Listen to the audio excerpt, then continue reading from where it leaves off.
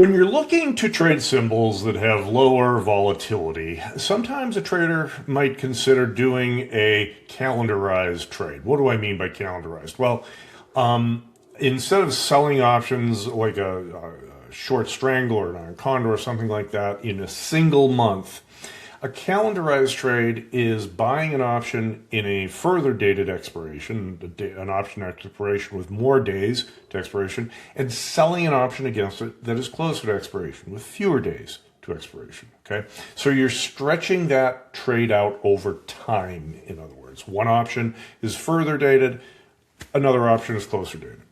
So why would you do that? Well, a couple of reasons.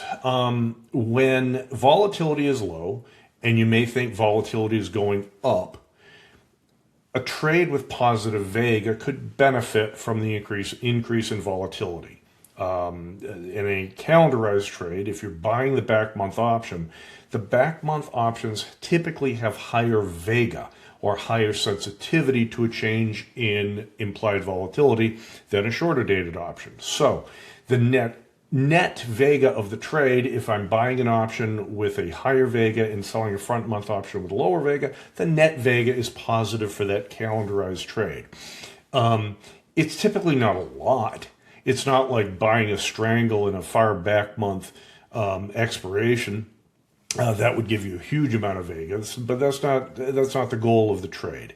But it's going to give you a little bit of positive vega so that if volatility does go up, that could benefit the calendar spread, or when we talk about a diagonal spread. Now, calendarized trades can be of two sorts.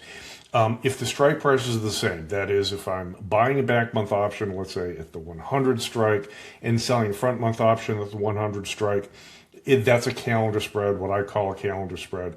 If the back month option is, if I'm buying the 95 call, for example, and selling the 100 call in the front month, that is what I would call a diagonal or a poor man's covered call, that sort of thing. They're both calendarized. Anytime you buy a back month option, sell a front month option, it's calendarized. Now, why do you do these trades? Well, you've got the vega thing going on, but really, I want you to think a little bit differently about how these trades work.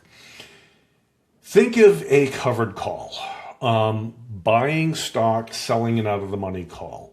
You know, I've done videos talking about how traders think about covered calls, but the short description is that a covered call to a trader, selling that out of the money call against long stock, is a way to reduce the cost basis of that long stock. So if I buy the stock for $100 and I sell the 105 call against it and generate $2 of credit, that theoretically reduces the cost basis of my stock from 100 down to 98.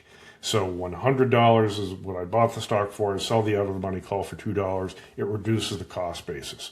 Okay, so the point is, the lower the cost basis, the easier it is for the stock price to be, or the stock trade to be profitable. Doesn't mean it will be profitable. It just means the stock has to go up less, from 98 higher than $100 higher for me to make money on that trade. So use that same rationale for calendarized trades. What do I mean? Is if I buy that back month option, it's going to cost me money. It's going to be a debit.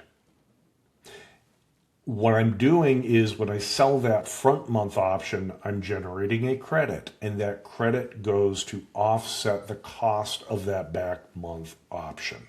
Okay, it makes it easier for that long back month option to be profitable if you're right on the direction, if I'm right on the direction. So let's take a look at SLV, the silver ETF. Why? It's got relatively low volatility. It's just an example I have here. And the options are liquid. And if you look at a chart, let's go into a chart here, 1 day, 1 year. Again, price is fairly low, and maybe, you know, if you see this as a buying opportunity, maybe you want to get long silver. And if you are if you want to employ one of these strategies, you might buy a slightly in the money call in a back month and sell it out of the money call in a front month against it. Let's take a look at a trade that looks like that. So what I might do is go out to, let's say 43 days. Okay. And maybe I'll buy the 64 call. Okay. Now, here's the trick, and here's how a trader looks at this stuff. Buying the 64 call with a stock at 66.71, that call is in the money. And an in the money option is comprised of both intrinsic value and extrinsic value.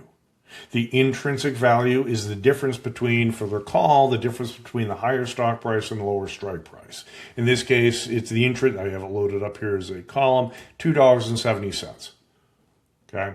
So that's the intrinsic value I'm buying. That's the let's consider that the stock price.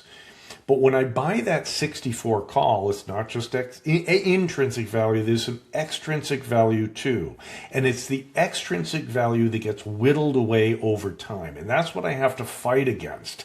If I buy that 64 call in the July expiration, I have to, I'm fighting against that negative theta of that long call has.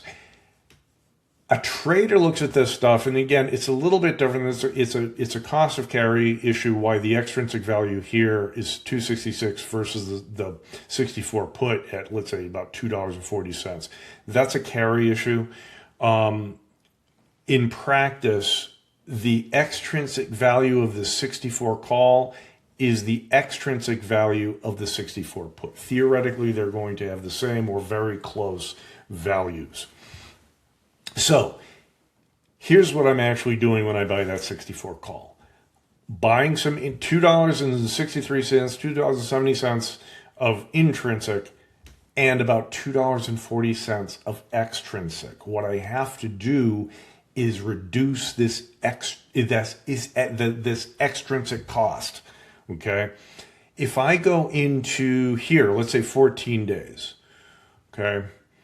And I sell the, let's say the 69 call against it. So I'm buying the 64 call, selling the 69 call against it, and I'm taking in, let's say $1 or $1.16.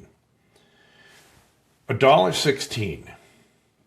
If there are 14 days to this option, to this expiration, and I'm buying an option with 43 days, there are about 3 14-day cycles until this July expiration. Okay?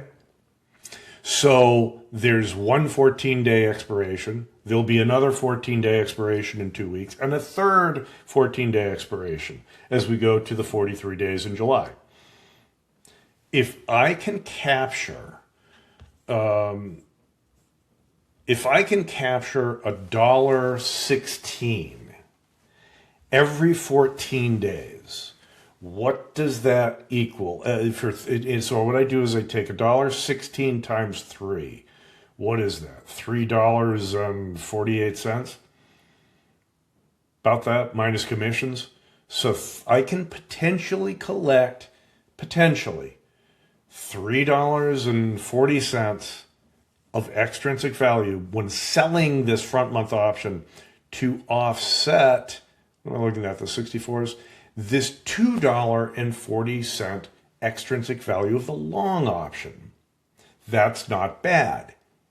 If the price of SLV goes up, and if I could keep that entire credit of this short, the 69 call here, all right, if I can keep that credit and I go out in 2 weeks and sell another option for $1.16, when that comes up, another option for $1.16, suddenly I have paid for all the extrinsic value of that long July 64 call and reduced even my intrinsic cost, the cost of the intrinsic value. Okay, so I am reducing that cost basis.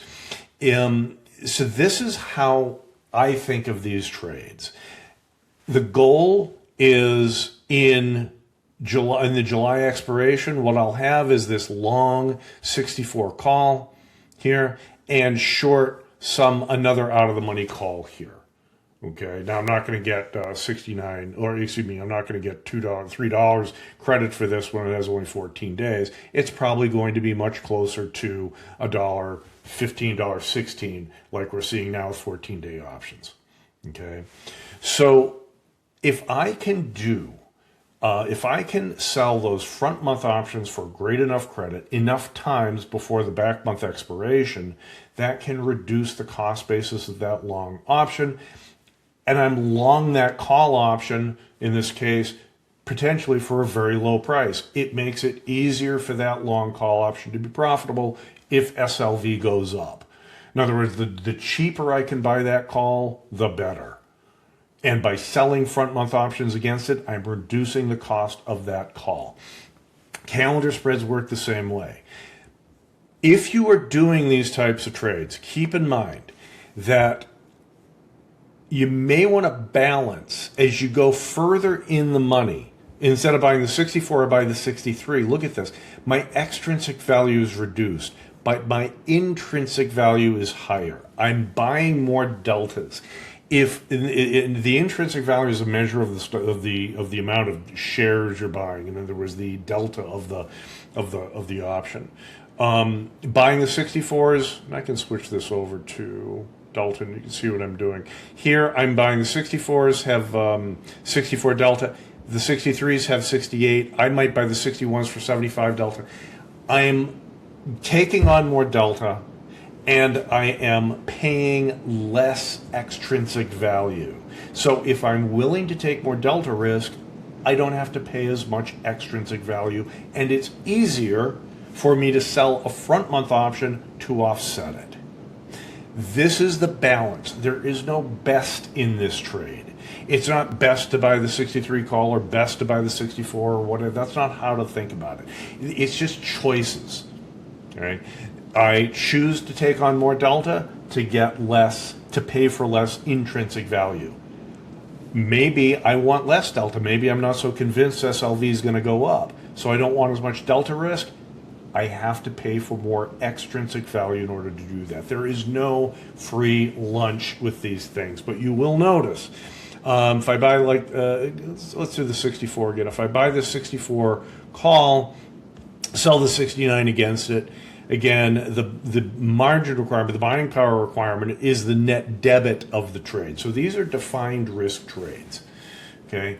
And in the same way that a covered call is defined risk, no matter how high the SLV goes in this case, the long option is going to offset the loss on the short option in the front month. Now, I could move these around. I could buy an out of the money SLV call, and it's a little bit different trade. We'll go over those synthetic equivalents in another video. But when you are doing these calendarized trades, I think the best way to think about them, the way a trader thinks about them, is that short option in the front month reduces the cost basis of that back month option. Now, none of this is a trade recommendation, and if you do decide to do these trades, please do not take any more risk than you are comfortable with.